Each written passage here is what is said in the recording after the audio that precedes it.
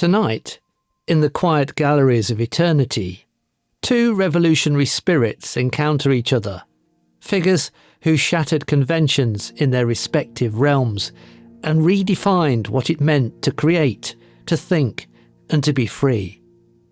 First, Pablo Picasso, born in Malaga in 1881, who became perhaps the most influential artist of the 20th century. Co-creator of Cubism, master of countless styles, prolific beyond measure, Picasso produced over 50,000 artworks during his 91-year life. Yet beneath the artistic genius lay a complex man whose relationships with women were as tumultuous as his art was revolutionary. He treated his lovers as both muses and possessions. They inspired masterpieces, but were often left emotionally devastated. Women are machines for suffering, he once declared, a philosophy he seemed determined to prove. Second, Simone de Beauvoir, born in Paris in 1908, who became the intellectual architect of modern feminism. Philosopher, novelist, and lifelong companion to Jean-Paul Sartre, she authored The Second Sex, the foundational text that declared, "One is not born, but rather becomes a woman." De Beauvoir challenged every assumption about female nature, arguing that women's supposed inferiority was a social construction designed to serve male interests. She lived her philosophy, refusing marriage, embracing intellectual independence, and conducting her life on her own terms in an age when such choices were revolutionary. One created beauty while often destroying the women who inspired it. The other dedicated her life to liberating women from such destruction. Tonight, the artist and the feminist meet in history's afterlife.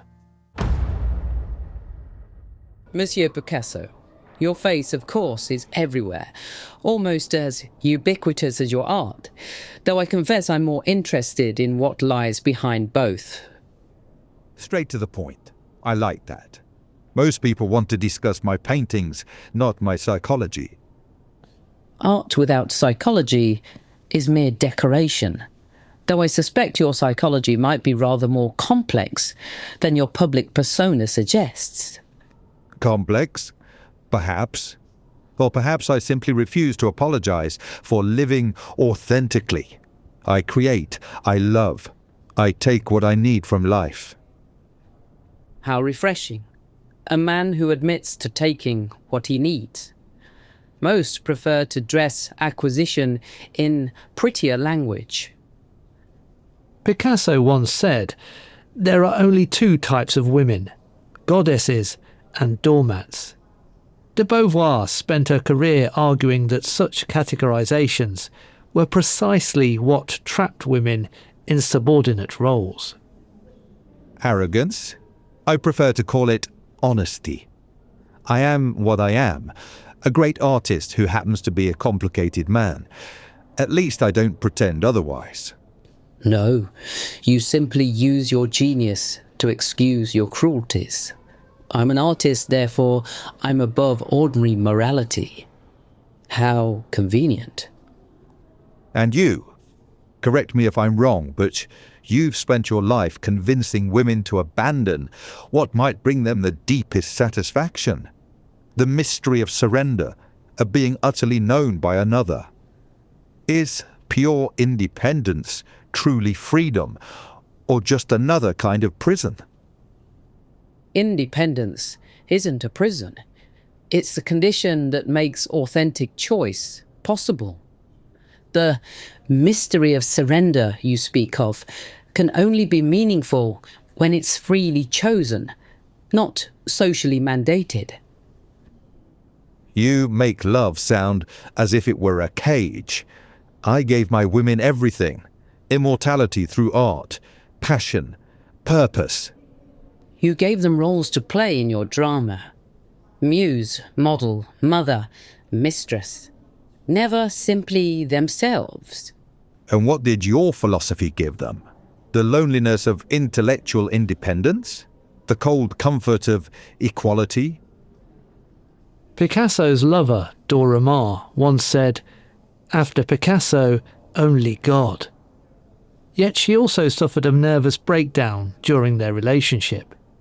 De Beauvoir would later argue that such divine love often proved more destructive than divine. It gave them choice, the possibility of defining themselves rather than being defined by their relationships to men. Choice? You think most people want choice? They want meaning, purpose, to be part of something larger than themselves. I provided that. You provided servitude, disguised as significance, rather like how society provides women with motherhood as their highest calling. A beautiful cage, but still a cage. You reduce everything to power, don't you? Love becomes oppression. Passion becomes possession. How exhausting it must be to see the world through such analytical eyes.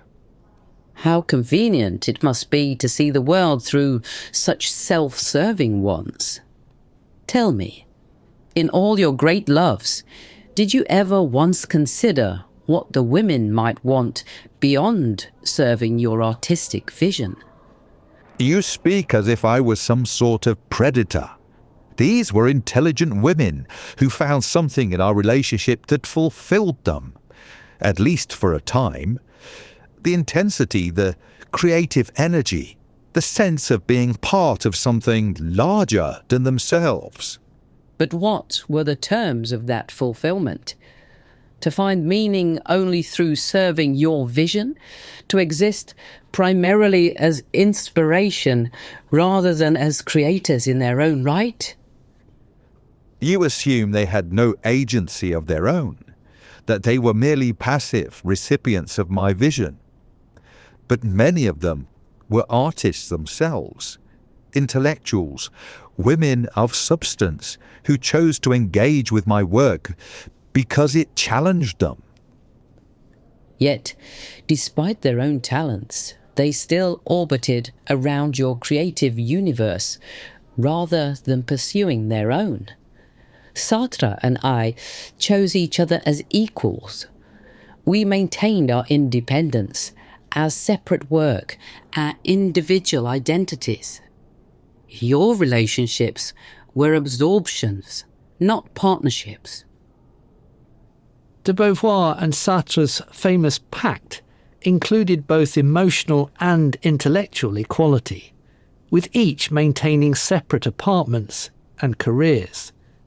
Picasso, by contrast, typically expected his partners to revolve entirely around his needs and schedule. Yes, your famous arrangement. Very modern, very rational. And did this equality bring you happiness? It brought me authenticity. I was never Sartre's muse or his shadow. I was his intellectual equal and recognized as such. But were you happy? Did you ever wake in the night and wish for something more primitive, more irrational? Happiness is not the highest human achievement. Freedom is. You didn't answer my question. There were moments when I envied women who could lose themselves completely in love, who didn't have to analyze every emotion, every power dynamic. Exactly. You see the tragedy of your philosophy. It makes authentic feeling impossible. Everything becomes a political act. Better political consciousness than unconscious oppression. At least my lovers knew where they stood with me. Did they? Or did they simply know they could never stand anywhere that mattered? What's that supposed to mean? That your equality was really a form of emotional distance. You offered partnership, but withheld surrender. I offered surrender, but demanded everything in return. Picasso's relationships followed a documented pattern of intense passion followed by eventual abandonment, with his biographers noting how he would discard lovers once they had served their purpose as artistic inspiration. Surrender? You mean submission? The obliteration of the self in service to another's ego? I mean the ecstasy of losing oneself in something greater. Art, love, passion, they all require a kind of death of the ordinary self. Only for women, apparently. You never seem to lose yourself in your relationships. Quite the opposite. Because I was the creator, not the creation. The painter, not the painting. And there it is. The women were raw material for your art, not human beings with their own creative potential. They were both. Marie-Thérèse inspired some of my greatest work. Doesn't that make her immortal? Immortal as your vision of her, not as herself. Can you even tell me what she wanted from life beyond serving your genius? She wanted to be beautiful, to be loved, to matter.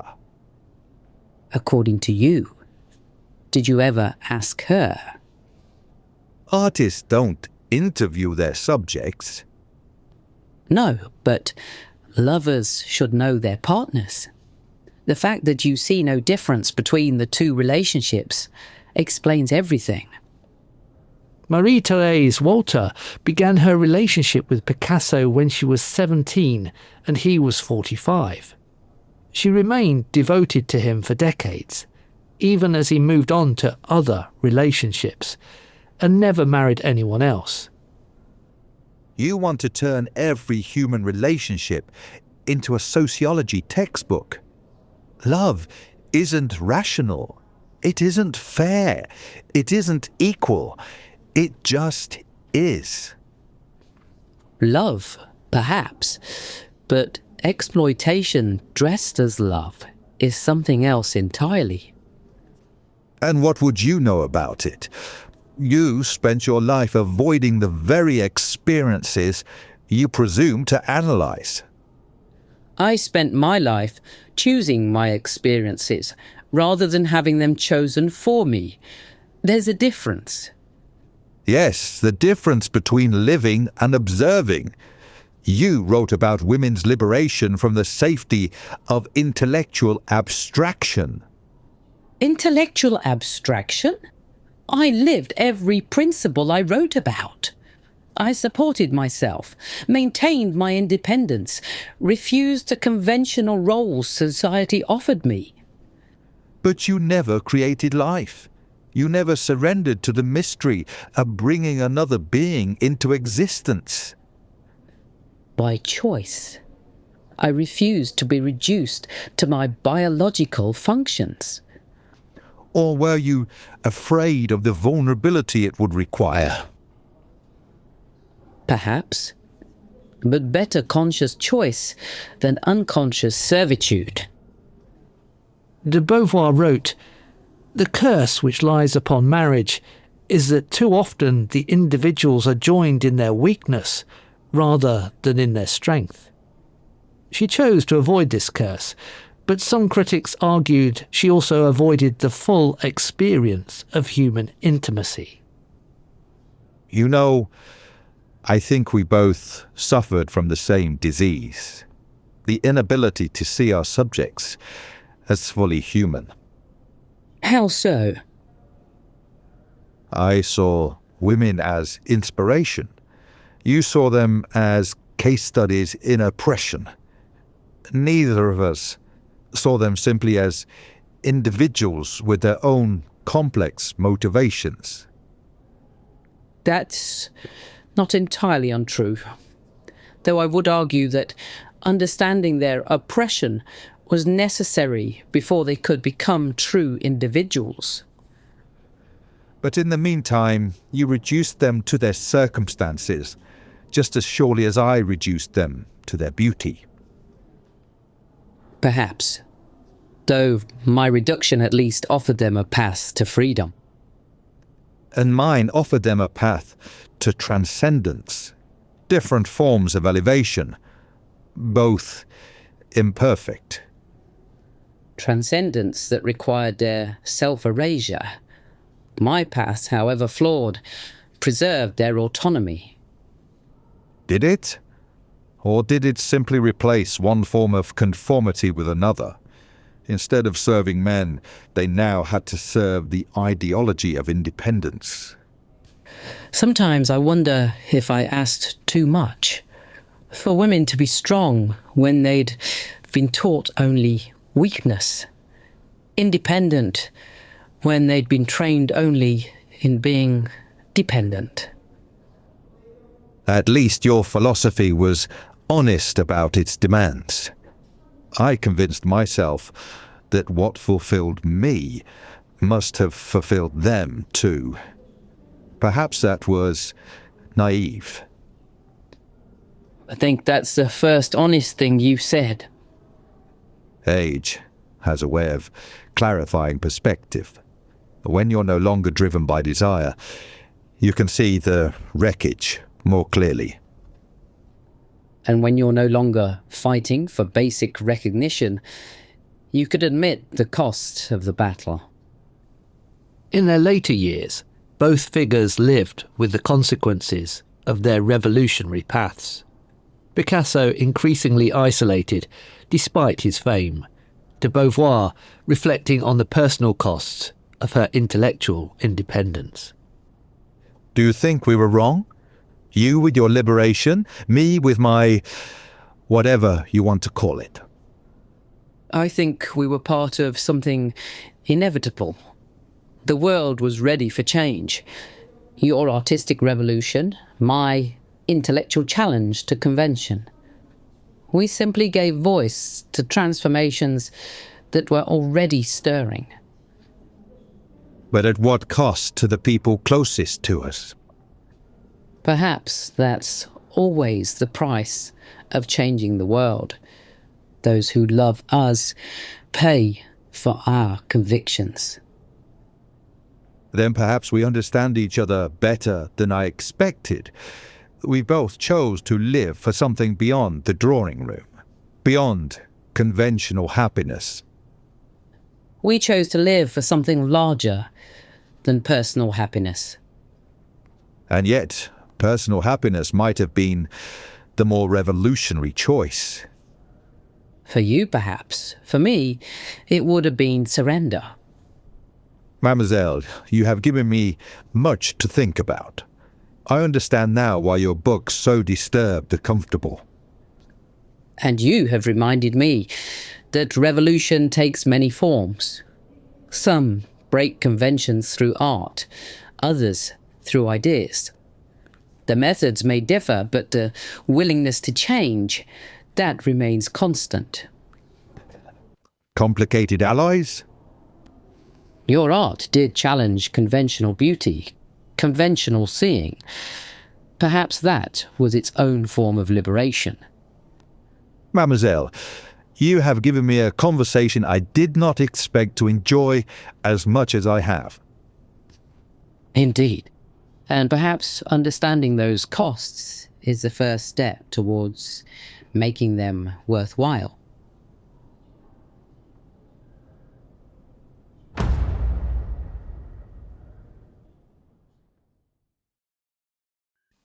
In the end, perhaps Picasso and de Beauvoir revealed themselves as twin revolutionaries, one shattering artistic conventions, the other demolishing social ones, both paying the price that all revolutionaries pay, the sacrifice of simple human happiness for the harder satisfaction of changing how the world sees and thinks.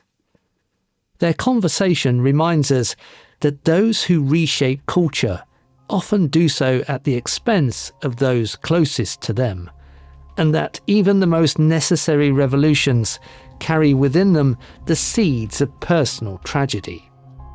The artist who turned women into art and the philosopher who turned women into free agents both discovered that liberation, whether aesthetic or intellectual, demands its own form of ruthlessness. In seeking to transform their respective worlds, both transformed themselves into something larger and lonelier than mere human beings. Their meeting suggests that perhaps the greatest tragedy of revolutionary spirits is not their failures, but their successes, and the recognition that changing the world may require becoming something less than fully human in the process.